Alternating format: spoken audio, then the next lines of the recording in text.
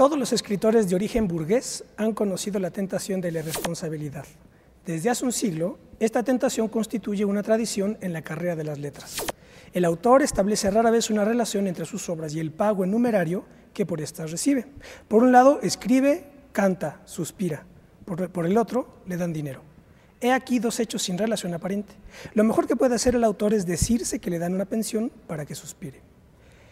Esto es algo que dice con la explosividad que lo caracterizaba Jean-Paul Sartre en la presentación de 1945 de la revista que él funda, Los Tiempos Modernos, y lo digo para detonar, para provocar la discusión, porque no vamos a hablar de Sartre, vamos a hablar de Mario Vargas Llosa, que acaba de, como todos saben, acaba de obtener el Premio Nobel de Literatura. Sartre, por ejemplo, lo rechaza en 1964, así que bueno, el programa de hoy vamos a dedicarlo con el motivo de Vargas Llosa, el Premio Nobel, la literatura, los literatos, los intelectuales y su función el día de hoy. Quédese con nosotros, esto es Plaza de Armas.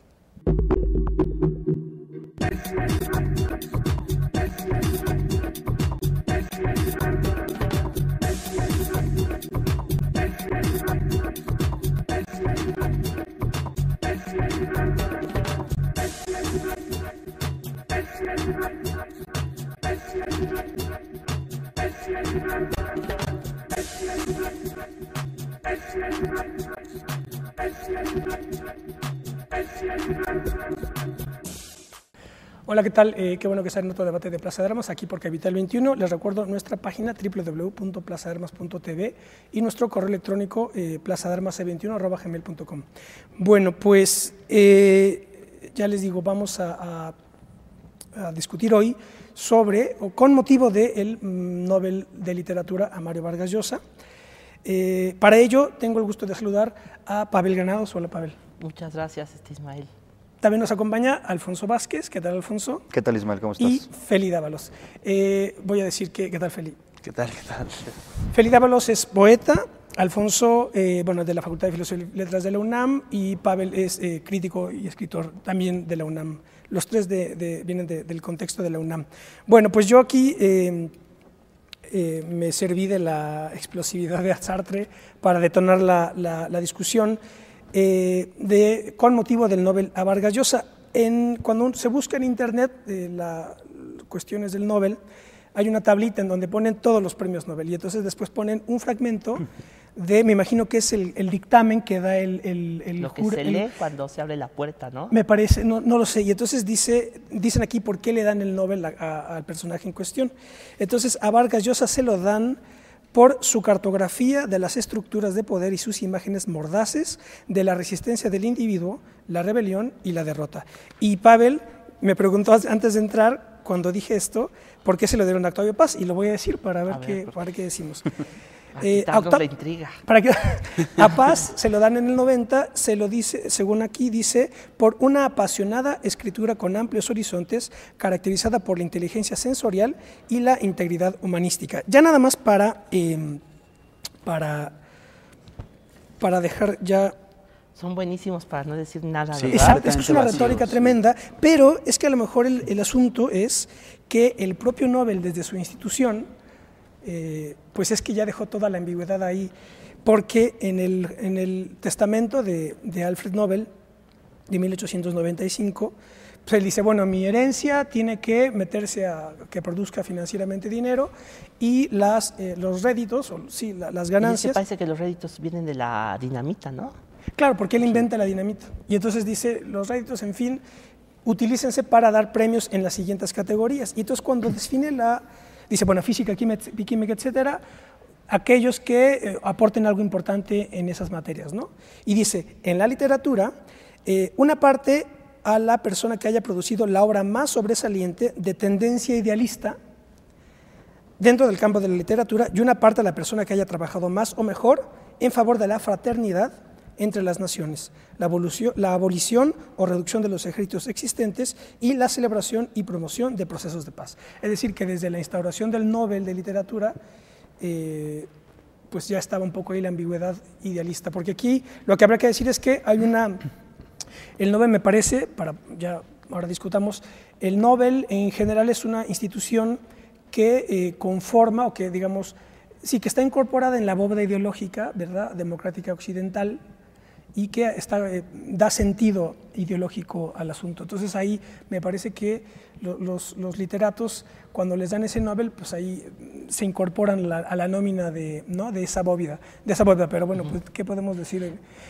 Primero, ¿les gusta Vargas Llosa? ¿No? ¿Les cae bien? ¿Les cae mal? No sé, lo que quieran. Félix, tú acabas de estar en Perú, ¿no? Yo estuve en el Perú hace un par de semanas, bueno, las 2 semanas pasadas, y por supuesto es un tema muy polarizado, ¿no? Yo creo que a cualquier persona que le dan un Nobel es motivo de polarización en la sociedad en la cual se inscribe. Y también algo que me queda muy claro es que hay autores que se leen y hay autores que no se leen, y eso es independiente del premio Nobel, ¿no? Como el premio Nobel del año pasado, aún a pesar de que se lo dieron, sigue siendo una persona que nadie lee, y Vargas Llosa en el contexto de Hispanoamérica es un autor bastante leído. Sí. Pero bueno, pues sí hay una ideología muy clara que atraviesa pues, el otorgamiento del premio, y en el caso de Vargas Llosa es muy claro. Y la sociedad peruana, cuando menos los intelectuales o la gente que está cerca de los libros, sí tiene una polarización franca, ¿no? Y en general lo que se dice, pues es un buen literato, pero ideológicamente es sumamente criticable. También hace pues retratos que dejan de lado pues el corazón o la parte más profunda del Perú, que es todo lo andino, todo lo que tenga que ver con lo precolombino y lo quechua, y como que de algún modo lo hace a un lado completamente. Y pues generalmente los peruanos lo que dicen es, le deberían de haber dado a Arguedas un premio Nobel, ¿no? En todo caso, eso es un poco la impresión que me dio. Se defiende la manera en que tiene de estructurar un párrafo y de estructurar una novela, pero ideológicamente, que sería, o idealmente, o idealistamente, que es pues un poco lo que planteaba Nobel a principios del siglo XX, no, cuando menos para los peruanos, no cumple con esas características. Bueno, a mí en lo particular sí me gusta Mario Vargas Llosa. Coincido con lo que plantea Feli en el sentido de que es un premio muy polarizante, un premio muy cuestionable desde muchos aspectos, que siempre es usado políticamente, lleva un sesgo ideológico. Habrá que también hablar de aquellos que no han sido incluidos en esa lista de los que han recibido el premio Nobel. Y yo pondría en primerísimo lugar, además de Arguedas, como lo señaló Feli, al propio Juan Carlos Onetti, y que de un modo indirecto Vargas Llosa es uno de sus herederos, es uno de sus discípulos. Pero bueno, a mí en lo particular sí me gusta la obra de Vargas Llosa. Pienso que su mejor novelística, su mejor narrativa son sus primeros libros, Conversación en la Catedral, La Casa Verde, La Tía Julia y el Escribidor, y después ya viene una etapa en la que Vargas Llosa, digamos que se dedica a hacer meras monografías de personajes relevantes, de personajes históricos, pero pienso que el reconocimiento que se le hace a la literatura de Vargas Llosa es meritorio en muchos sentidos. Bueno, yo pienso que es el premio Vargas Llosa un premio pues merecido e incuestionable en términos completamente literarios, ¿no? En ese sentido se han manifestado pues prácticamente todos, ¿no? No ha habido una voz que haya dicho que no se ha merecido. Incluso, por ejemplo, me llama la atención mucho Fernández Retamar, de parte de Casa de las Américas en Cuba, que dice que es un premio completamente merecido. El propio Granma también lo dice, aunque el Granma agregó que se le debería dar el antinobel de ética, ¿no?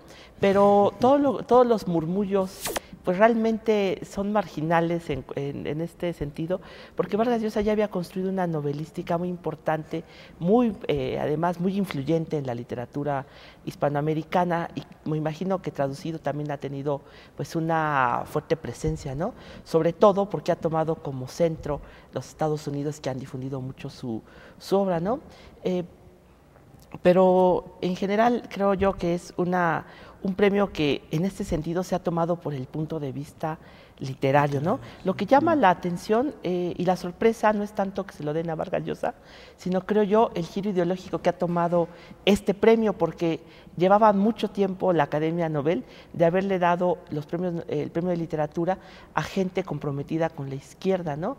Se lo había dado Elfriede Jelinek, se lo había dado a José Saramago, se lo había dado a Harold Pinter, y la designación de Harold Pinter en 2004 o 2005 había hecho incluso que renunciara a uno de los académicos de Suecia al decir que pues que se estaba convirtiendo el Nobel en un circo izquierdista, entonces eso había causado ya molestias.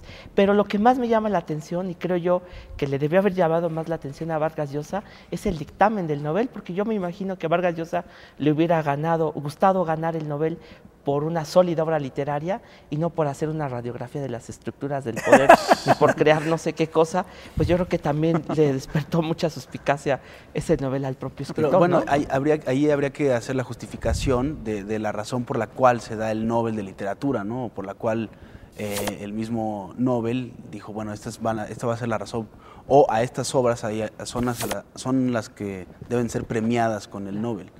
Y bueno, que ya los planteamientos son muy ambiguos, ¿no? Ya es justo, completamente. Claro, pero durante mucho tiempo el Nobel se le dio a escritores comprometidos con causas.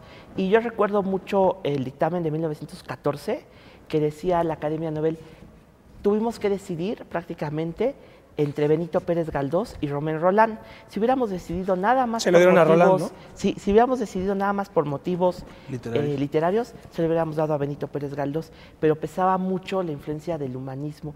Y pues durante mucho tiempo hay escritores, pues el propio Romain Rolland, que tenía unas causas humanísticas, hizo la biografía de Miguel Ángel, hizo la biografía de Tolstoy, pesaba mucho ese aspecto, ¿no?, ideológico, y pues claro, cada que sale el secretario de la Academia Suecia a decir el nombre de un ganador, inmediatamente se despiertan esos motivaciones. ¿no? Perdón, una palabra como idealista creo que hacía mucho más sentido, o tenía un peso, digamos, una profundidad semántica a finales del siglo XIX que se perdió por completo a lo largo del siglo XX, ¿no?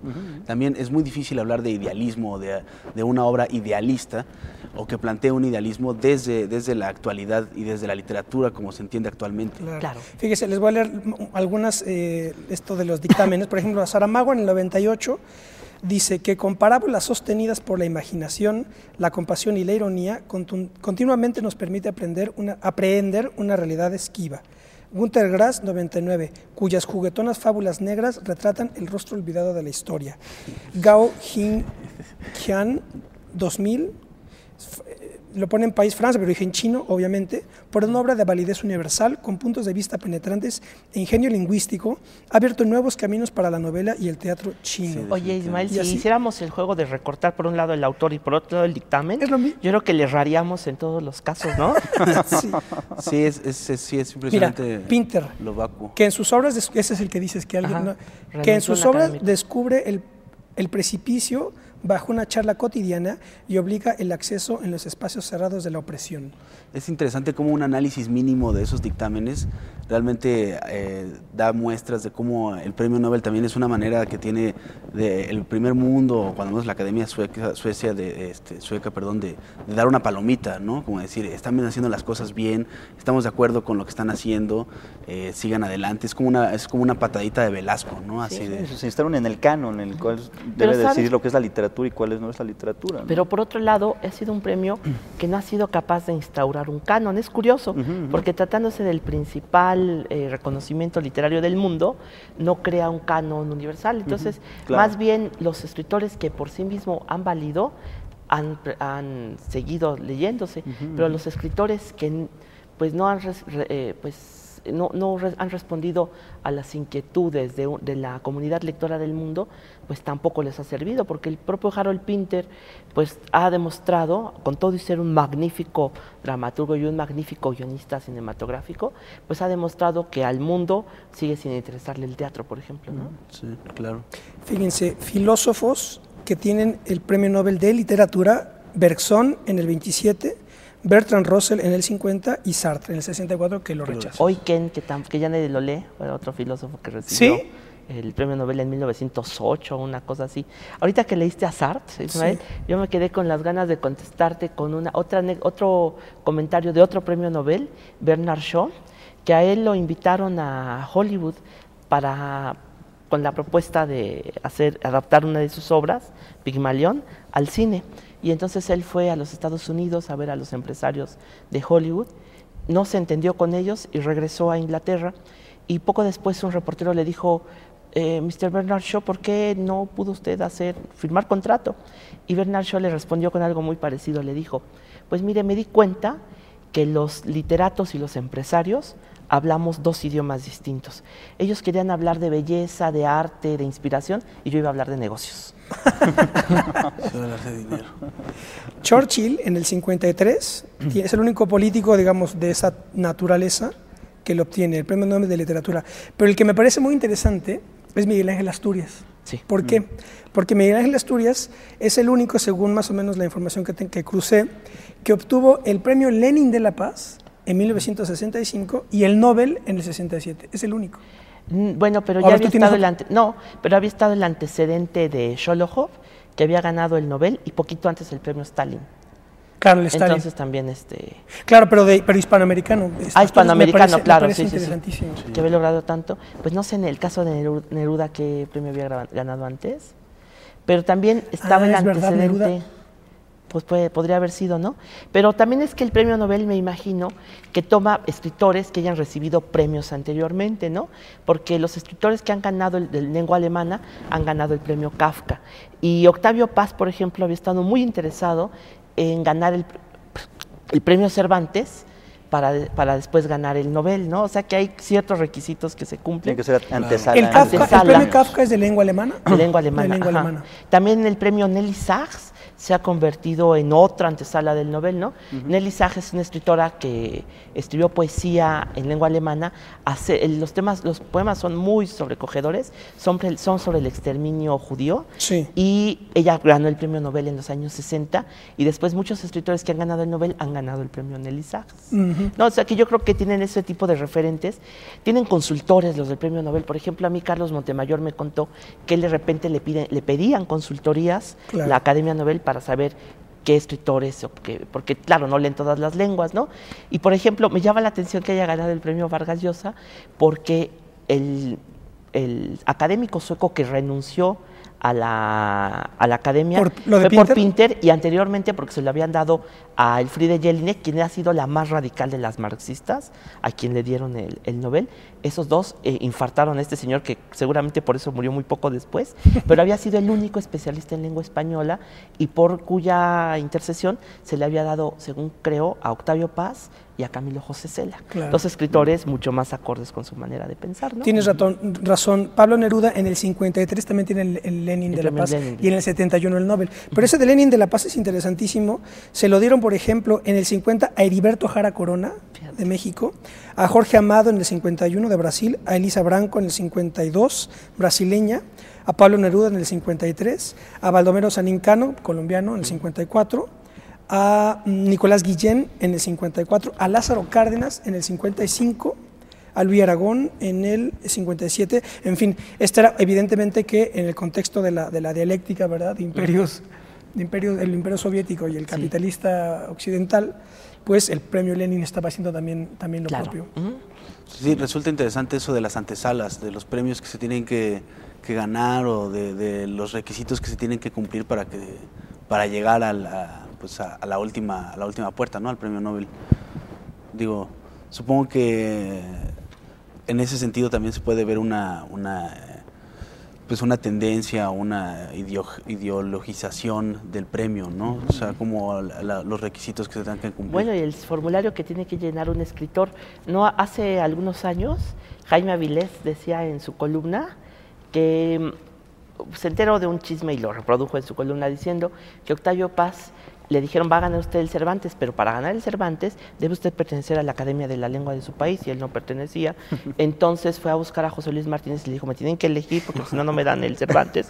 Le dijeron: está bien, te elegimos, pero tienes que dar un discurso. Está bien, llámenme para la Academia, después ya hago el discurso. Lo llamaron a la Academia, recibió el Nobel, el Cervantes, y nunca dio el discurso de ingreso a la Academia. Fíjate, y es curioso cómo también en la literatura se llevan a cabo estos procesos de burocratización, ¿no? Sí, claro. O sea, no solamente son tramitología pura. Exacto, propios de estructuras políticas, institucionales, sino también la literatura se ha burocratizado, tiende a hacerlo, ¿no? Haciéndose llenado de formularios, cumplimiento de requisitos. Y eso yo creo que tiene que ver con, bueno, eso es una de las razones por las cuales el Nobel está muy alejado de la creación de un canon, ¿no? O que existen autores que se van a leer y que son sumamente importantes culturalmente, o que hablan mucho más de la manera en cómo nos relacionamos con con la literatura, como un caso como el de Charles Bukowski, que sería imposible pues que le dieran remotamente cualquier tipo de reconocimiento, ¿no? En vida o póstumamente. Sin embargo, pues es un lector que está en el corazón de millones de personas. Claro. Vamos a hacer un corte y volvemos en un minuto, no se vayan.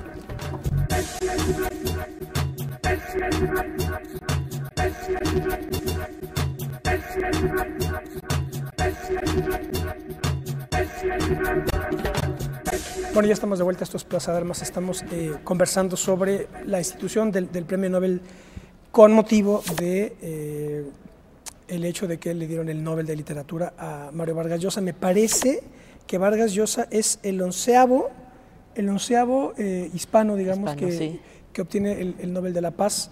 El Nobel de Literatura.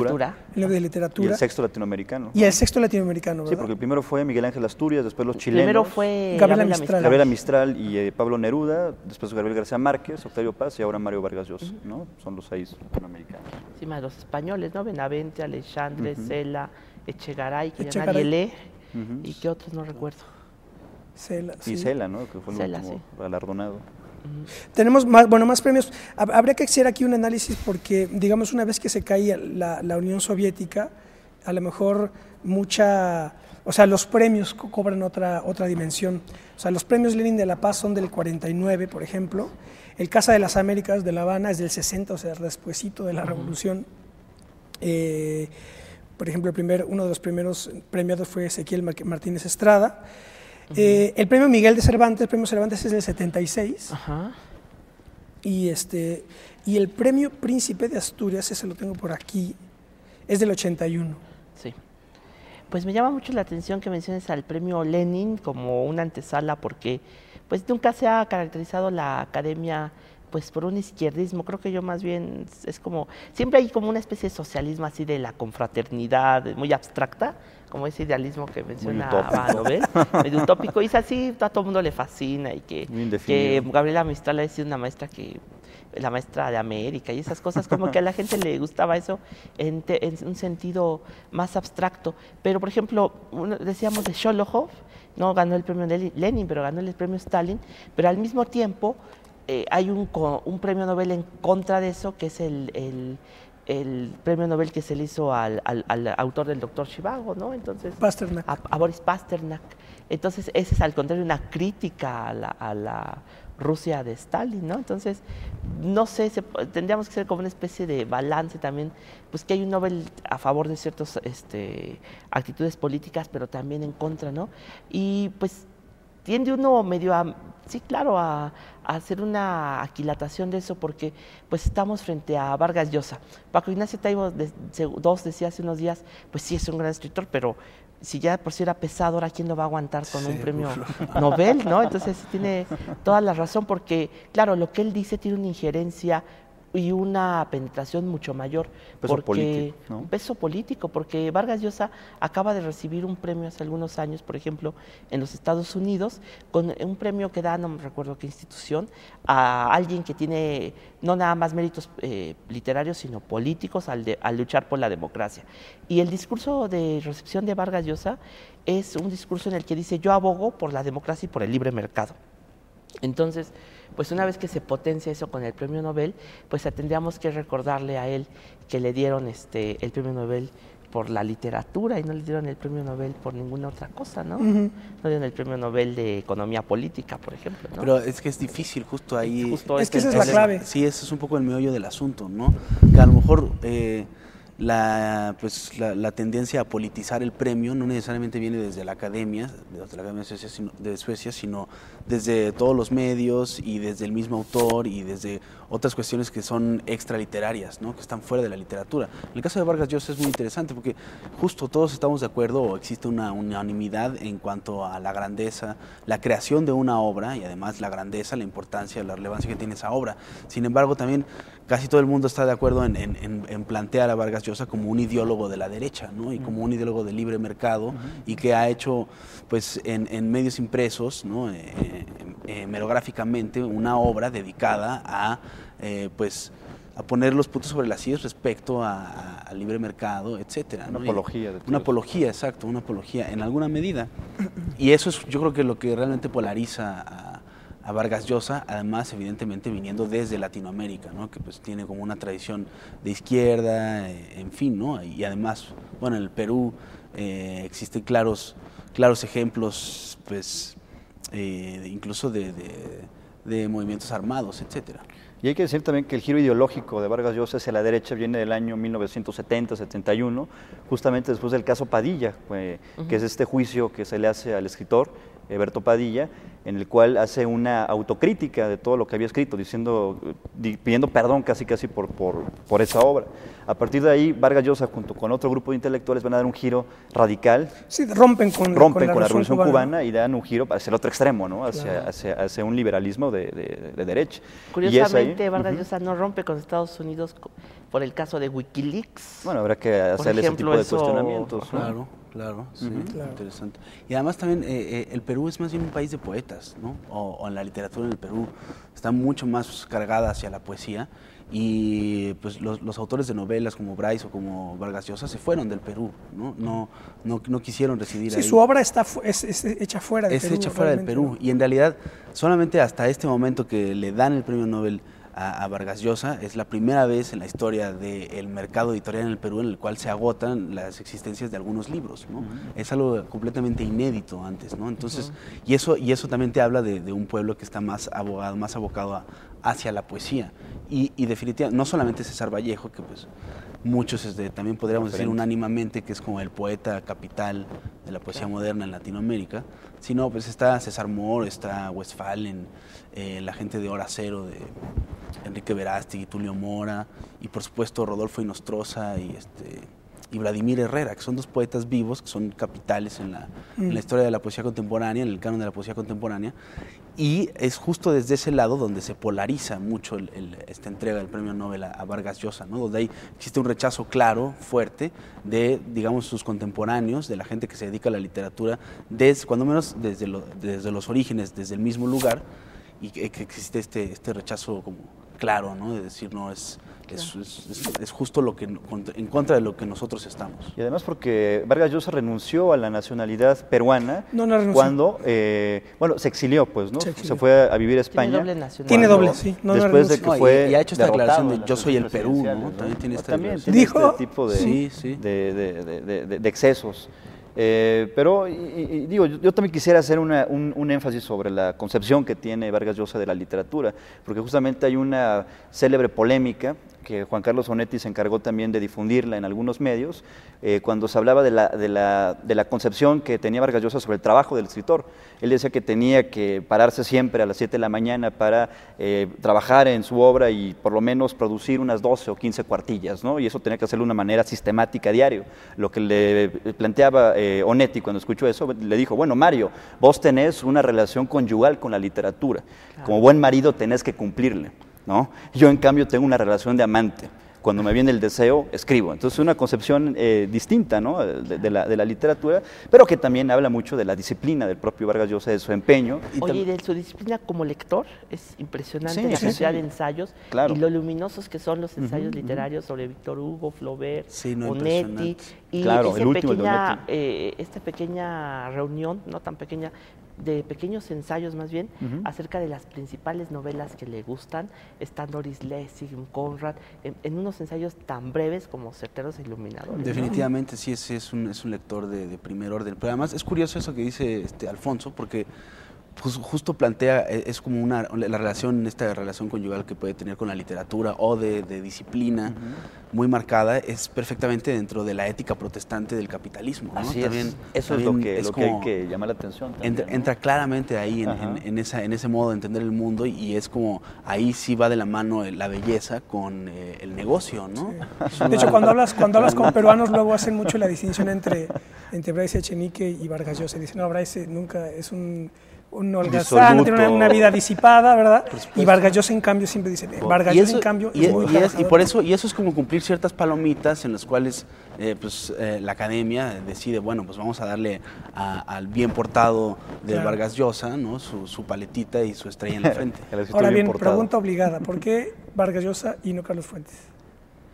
Si los dos están en la misma. Yo diría que ideológicamente los dos están así. Democracia, libertad, a mí me parece que la pregunta es un poco estéril, en la medida en la cual el contemporáneo de Vargas Llosa ya le habían dado un premio Nobel, y es García Márquez. ¿Qué es García Márquez? Carlos Fuentes, más bien yo creo que está como, sí, es como, vamos, ideológicamente puede estar en el mismo lugar, y además también está en el gran mercado de la palabra y todo el tiempo dando la declaración ideológica, ¿no? Que tiene un peso. Sin embargo, me parece que ahí es una decisión muy certera la que hizo la academia, en el sentido de que no hay por qué, ¿no? O sea, tranquilos, no tiene nada que ver. Pues, y yo también, el contemporáneo del capital es Gabriel García Márquez, y ya se le había dado un reconocimiento. El propio Carlos Fuentes lo señaló en su momento. ¿Por qué no le han dado el Premio Nobel de Literatura? Bueno, a mí ya me lo dieron, a toda mi generación, cuando le otorgaron el Nobel a Gabriel García Márquez por 100 años de soledad, ¿no? Entonces él de una u otra forma estaba deslindándose y estaba situándose en una perspectiva generacional. Claro. Aquí lo curioso es de que Vargas Llosa de una u otra manera rompe con esa generación del boom, rompe con esos parámetros, y desde mi perspectiva, desde la valoración, ¿no?, muy personal que yo pueda hacer de las obras de estos autores, pienso que es superior la obra de Vargas Llosa que la de Carlos Fuentes, ¿no? A pesar de que en su narrativa están estas grandes novelas como La región más transparente, como La muerte de Artemio Cruz. ¿Pero crees que rompe desde el punto de vista literario con el boom? Porque yo lo veo con una continuidad muy fuerte. Por ejemplo, la muerte de la fiesta del chivo es un interés completamente del boom, por ejemplo, ¿no? Pero sí, es un interés, pero hay un interés como tardío. ¿A qué te refieres con interés? Pues al tipo de literatura, al tipo de temáticas, de la historiografía, al tipo de recursos literarios. Y además la relación con Asturias, ahorita dices Asturias, el señor presidente, Vargas Llosa, la fiesta del chivo, ¿no? Sí, por supuesto. Y además Vargas Llosa en ese sentido siguió evolucionando literariamente, haciendo obras complejas de una estructura increíble, pues, ¿no? Que es lo que se le reconoce, a diferencia de Carlos Fuentes, ¿no? Que como, por supuesto, siguen siendo novelas que tienen un gran interés, una gran rapidez, ágiles, bien hechas, bien escritas, pero de algún modo es como se estandarizó la fórmula, ¿no? Sí, aunque yo también juzgaría a Fuentes por lo mejor de su obra también, ¿no? Que también tiene grandes momentos, y lo mismo Vargas Llosa. Pero también creo que con Vargas Llosa ya era un rumor, pues ya incontenible, porque ahí sí, izquierda y derecha decían, es un gran novelista, y bueno, eso es inobjetable. Y ahora que mencionan a García Márquez, el doctorado, la tesis doctoral de Fuentes es sobre García Márquez, ¿no? Sobre la obra de García Márquez. La historia de un deicidio, ¿no? La de Gabriel García ¿Conocen Márquez. esa obra? O? No. Esa no la he leído. Claro. Leí partes de la de Flaubert, más bien, que también es genial, y sí tengo una curiosidad enorme, ojalá. Creo que ya está reeditada la de García Márquez, ¿no? No, creo que no la han reeditado. Desde que se pelearon García Márquez y Vargas Llosa no se ha reeditado nuevamente esta obra. La podemos encontrar en algunas bibliotecas, ¿no? De la universidad, sobre todo, que es un estudio de la novelística de García Márquez hasta 100 años de soledad. Bueno, pero lo que sí es cierto, sí conozco parte, porque la edición de la Academia de la Lengua de 100 años de soledad tiene un estudio de Vargas Llosa que es inteligentísimo, que es una especie de estudio sociológico, la parte que seleccionan, como del medio, la forma de producción de Macondo, y una interpretación política, es una interpretación fabulosa, ¿no? Como social de Macondo, es increíble, yo sí planteé otro tipo de elementos para hablar de un posible rompimiento generacional de Vargas Llosa con el boom, que es algo que está sometido a la discusión y es problemático. Solamente tengo aquí unas cuantas intuiciones. Pienso que en el momento en el que Vargas Llosa rompe directamente con García Márquez por esos pleitos personales o ideológicos, con Cuba, ¿no? Con Cuba directamente, se aleja de ciertas posiciones del boom a nivel político. Pero también cuando reivindica a Juan Carlos Onetti como uno de los maestros directos de la narrativa de Vargas Llosa, y que lo hace el año pasado, el año de su centenario, de una otra forma también marca distancia con el boom que habían planteado como modelos en el canon de la literatura latinoamericana, particularmente a Borges y a Cortázar. Y entonces lo que hace Vallejo también sí, Y lo que hace Vargas Llosa es reivindicar a Onetti. Apenas la revista Nexos el mes pasado publicó un ensayo de Fuentes en donde está explorando la narrativa de Juan Carlos Onetti, pero nunca antes lo había hecho, ni se habían detenido a estudiarla de una manera tan profunda, ¿no? Oye, gracias a lo que acabas de decir, ya me acordé de un texto de Vargas Llosa que no me gusta nada, que es el prólogo a los cuentos de Cortázar, en el que casi le está llamando ingenuo por haberse perpetuado en la izquierda. Yo creo que ahí también habría que ver desde el punto de vista de la vida personal de Vargas Llosa, ¿no? Esta idea de cuando llega, te digo, en algún momento de su infancia tardía llega el padre y esta figura autoritaria y se va a la academia, esta cuestión de la escuela militar, ¿no? Y empezar su obra literaria que ha sido culminada con el Nobel, con una castración, ¿no? Con una castración, literal, que es Pichulita Cuella, que es uno de los, cuando menos para mí, de los personajes más entrañables dentro de la literatura de Vargas Llosa.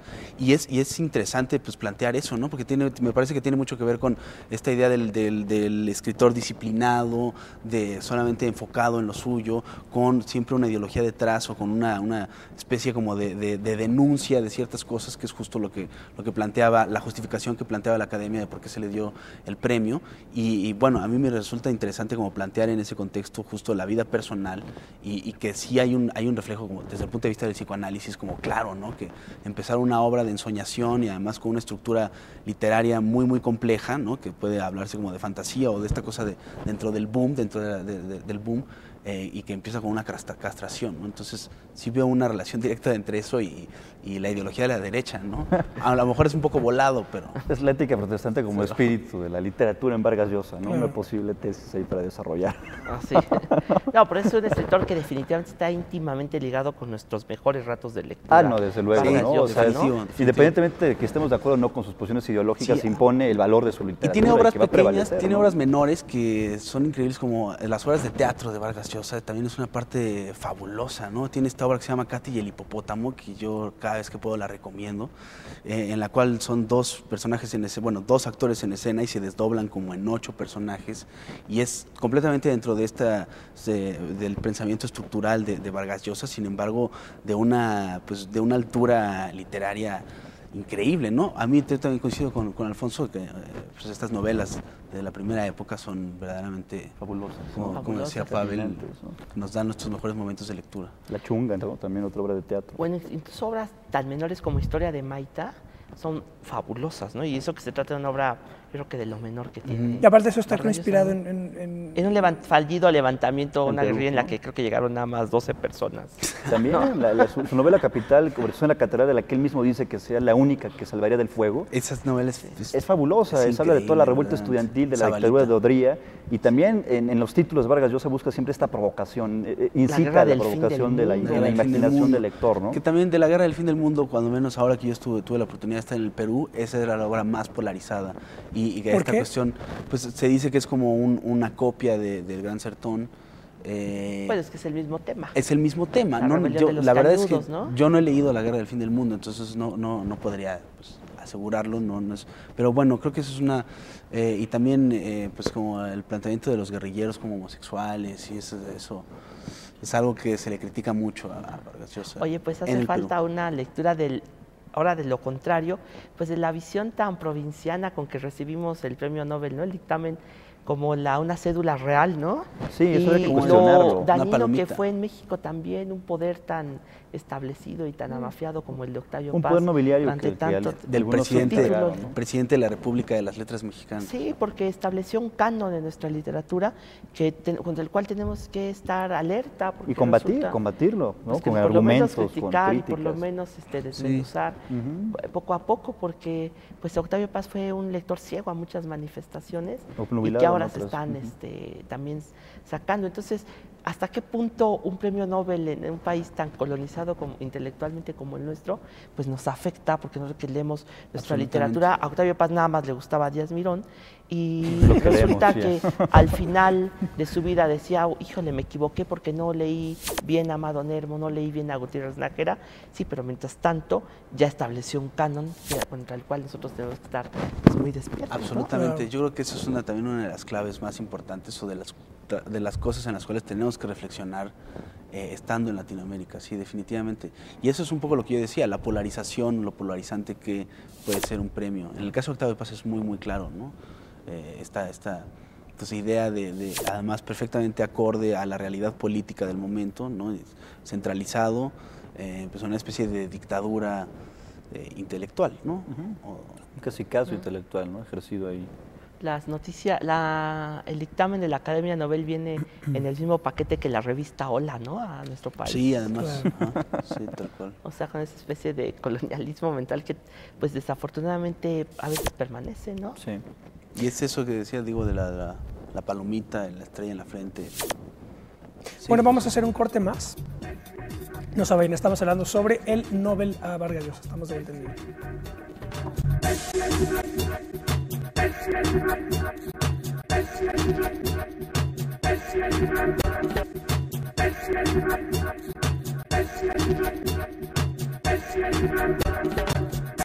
Bueno, ya estamos de vuelta, estamos conversando sobre el premio Nobel con motivo del Nobel de Literatura Vargas Llosa.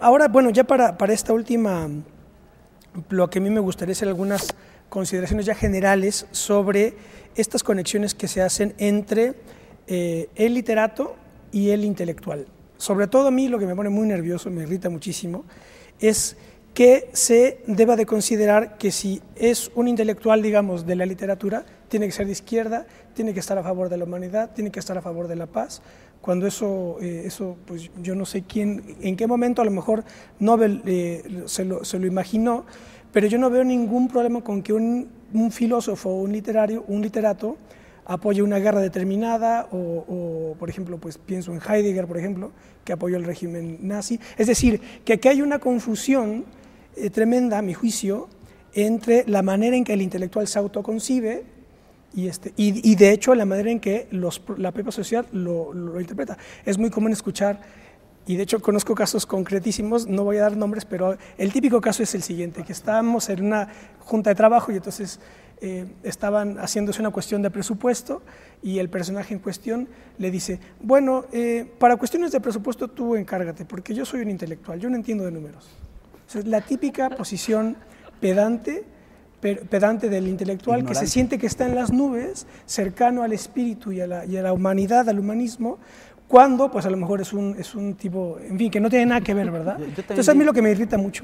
Yo también diría que habría que hacer una diferenciación entre literato e intelectual, ¿no? Porque hay muchas veces que pues el gran animal literato, ¿no? De la literatura, robusto, caníbal de la literatura, no le interesa lo más mínimo plantearse a sí mismo como intelectual, ni la intelectualidad, ni siquiera la lectura, ¿no? Bueno, existe ese tipo como de animal. O sea, a mí sí me gustaría hacer la diferenciación entre intelectual y una persona que está en la literatura, ¿no? Porque hay gente que puede tener un gran espíritu de literatura o literato, pues, o un gran espíritu artístico y estar en contacto constante con eso y cultivarlo, pero jamás ni siquiera poderse plantear en lo más remoto una posición ideológica o intelectual respecto a fenómenos sociales o respecto a fenómenos de actualidad. Perdón, Monetti, por ejemplo. Monetti, claro.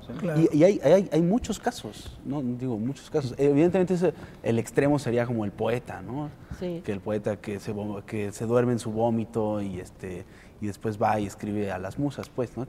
Que es una figura real, No, pienso por ejemplo en Junger. Junger, por ejemplo, que es un autor, a mi juicio, prodigioso. Sin duda. Y ese hombre de pacifista no tenía un solo pelo. Y además siempre decía, fíjense, yo me inspiraba en la Primera Guerra Mundial leyendo el Orlando Furioso de Ariosto. Entonces ahí, a ver qué intelectual pacifista, o sea, por ejemplo, un Saramago, que a mí no me gusta absolutamente nada, me parece además un panfilismo ridículo, con todos los respetos para Saramago. Compara a Saramago con Junger, pues no tiene nada que ver, ¿verdad? Entonces, ¿por qué el literato tiene que ser pacifista? Esa es la pregunta que yo hago. Bueno, no, el literato tiene todo el derecho a poner todo tipo de conflictos en su novelística, en su poesía, es otra cosa, pero sí coincido completamente en que el intelectual y el literato pues están divididos, porque si nos atendemos, por ejemplo, a una muy buena definición de intelectual, que es la que dice Gabriel Said, es aquel que opina sin ser un especialista de todo, pues sí, el literato puede estar completamente pues al margen de eso, pero yo tampoco quiero desatender la indicación que dice Jean-Paul Sartre, que dice estamos frente a palabras, pero no debemos descuidarnos que atrás de estas palabras que nos conmueven como los poemas, nos sublevan como las novelas de Vargas Llosa, también atrás de eso hay un señor que nos quiere convencer de algo. Y el también no dejar de lado ese aspecto ideológico de la literatura, pues es fundamental, ¿no? Pero fíjate, es que también el intelectual tiene que nutrirse de esos literatos, ¿no? Totalmente. Y uno como intelectual le tiene que responder a la literatura, ¿no? En sus provocaciones. Ahí yo le diría a Said que yo no estoy de acuerdo con lo que dice Said, o por lo menos yo lo que diría es que la definición que hace Said es la definición del sofista que hace Platón. Es decir, Platón precisamente dice, el que sabe no opina, el que sabe da tesis, pero no opiniones. Y precisamente a lo mejor lo que dice Said está definiendo al sofista que hoy los sofistas de hoy, es decir, el Protágoras o los Gorgias de hoy son los literatos precisamente. Pues sí, pero desafortunadamente existe esa arena pública. Claro. Bueno, no desafortunadamente, no. No, pero ¿sabes qué es lo que yo critico? Desafortunadamente existe esa profesión, claro. Pero pues claro, es que también hay que profesionalizarla, o por lo menos no quedarnos con el intelectual que es puramente coyunturalista, ¿no? Porque también es otro peligro que se ha dado, ¿no? O en el programa de tercer grado de primaria, ¿no? Claro. Es que ahora es periodistas y literatos, entre ellos hacen los dos opinan, ¿no? Esta enfermedad de la opinionitis, ¿no? Que también se convierte en un hablar por hablar, sí, pues yo diría que ahí más bien la clave es tener la capacidad de ser cautos y de, en efecto, pues justo en el sentido del filósofo, buscar la verdad, ¿no?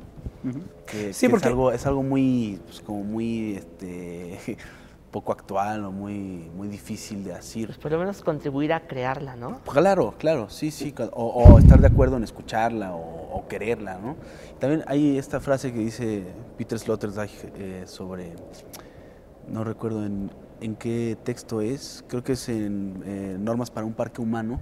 Dice que la misión última que puede tener, o el grado último o la consecuencia última que puede tener el pensamiento, estar en los libros y la filosofía, es amansar el espíritu, ¿no? Tranquilizarlo, pues, que eso es básicamente a lo que podría aspirar.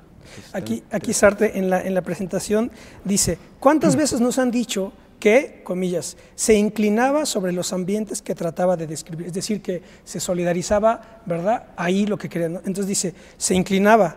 ¿Dónde estaba entonces? ¿En el aire?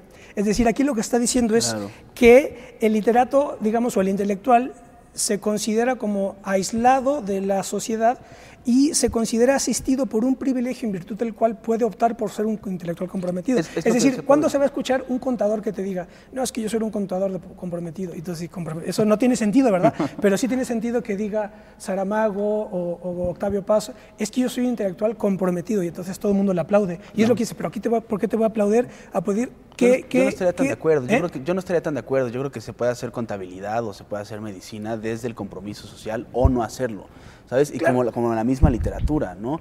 Y por eso existe toda esta literatura de autoayuda, en la cual es perfectamente claro que no existe un compromiso o una empatía, o cuando menos el más mínimo interés en realmente serle útil a tu congénero, ¿no? Pero más bien ahí lo que yo diría es, o haría énfasis en lo que decía Pavel, ¿no? No puedes, cualquier expresión humana está dentro de tiene una postura política, ¿no? O te quiere convencer de algo, y es imposible salir de eso, ¿no? Sustraerse a eso. Mira, a mí nadie me pide nunca mi opinión acerca de la literatura comprometida, por eso la arrojo siempre para salir al paso, por si a alguien le interesa, pero es que Jean-Paul Sartre es uno de los principales, ¿no?, en hablar de la literatura comprometida, pero no será más bien al revés. No le tenemos que pedir a la teoría social, no le tenemos que pedir a la política que se comprometa con el arte.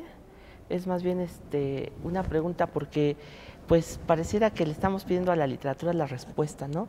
Y pues la literatura arroja un conflicto. ¿No será más bien que la política, no será más bien que la teoría le tiene que responder algo a la literatura? Pero generalmente la política se hace de oídos sordos al responderle a la literatura, ¿no? Sí, y le piden siempre a la literatura que le responda a la política. Eso está chido. No, yo lo que digo, yo más bien pienso que, o sea, que la literatura, es decir, que cuando se tiene que hablar de política, de historia, de filosofía, se debe de tener control categorial y conceptual del terreno de donde hables. Y por tanto, alguien que escriba bien no necesariamente, es decir, Vargas Llosa no necesariamente tiene clara la distinción entre la libertad kantiana y la libertad de Spinoza, por ejemplo. Y entonces, si habla de libertad, aunque haga una retórica bella, si no tiene clara esa distinción, ahí estamos en problemas. Y entonces, a lo mejor, a eso voy, un contador o un ingeniero que lea Kant y a Spinoza sabe mejor esa diferencia entre la idea de libertad que Vargas Llosa, pero el que gana los premios es Vargas Llosa, y ese es el asunto. No sé. Híjole, pues no sé, porque yo tampoco le pediría a Vargas Llosa que me resuelva esa distinción. Es que aquí estamos en el debate, porque está ahí, está arriba opinando. Ese es el asunto. No, pero es que tampoco, no a Vargas Llosa, no se lo pediría a la literatura. A la literatura le pediría que me manifieste ese mundo que a veces por las prisas o por mi incapacidad no me puedo dar cuenta. Y la literatura y la poesía nos manifiestan que ahí está ese mundo. Ya después la filosofía te explica esas distinciones, pero curiosamente los filósofos se basan en la literatura también, leen la literatura y encuentran una respuesta en la literatura. Es una tercera vía, ¿no? Es como... Ni es una ni es la otra, pues es la que yo quiero y pues bueno, pues dependiendo de las razones o los motivos por los cuales quieras, ¿no? Pero no hay la necesidad de una justificación. Claro. Sí, yo también pienso que un escritor en primer lugar debe estar comprometido con su trabajo, en primer lugar debe estar comprometido con su obra. El asunto es, como tú lo señalas también, y ahí yo sí estaría un poco más de acuerdo contigo, es de que también expresa sus opiniones políticas, el parecer, si las expresa él, son válidas, ¿no? De antemano. Ese es el problema también, yo pienso, ¿no? Pero pienso que estamos en un momento en el que se han confundido todas estas vertientes. Entonces debemos nuevamente replantear ese tipo de problemas, la relación que hay entre la literatura y la sociedad, entre la literatura y la política, entre la literatura y la filosofía, y tampoco se le priva al escritor de que hable y de que opina, pero sí de que cuando lo haga pues con conocimiento de causa, ¿no? Claro. Es lo único yo lo como el contador, ¿no? El administrador de empresas, es lo que quiere decir, Bueno, pues el contador, pues, no hay contabilidad, llévame bien los recursos de la empresa. No hay por qué hacer la distinción, ¿no? Al fin y al cabo, una persona puede tener la capacidad de hacer el discernimiento entre eso que decías Sí, la libertad o la felicidad, según Aristóteles o Santo Tomás. Pues, pero eso tiene que ver con tu capacidad humana, ¿no? Con no capacidad humana, pues, pero tu contacto el contacto que tengas o la sensibilidad que tengas, no depende de si eres un contador o si eres Vargas Llosa o si te dan un premio Nobel o etcétera, ¿no? Bueno, muy bien, tenemos que irnos, ya nos quedamos aquí. Nos tenemos que despedir cuando ya estaba aflorando nuestro pasado cejiachero. Bueno, muy bien, les agradezco muchísimo, Feli, Alfonso y Pavel, muchas gracias por habernos acompañado. Muchas gracias. Nos vamos ya con el debate, ya había agarrado altura de crucero, pero bueno, para la próxima, nos vemos la próxima. Hasta pronto.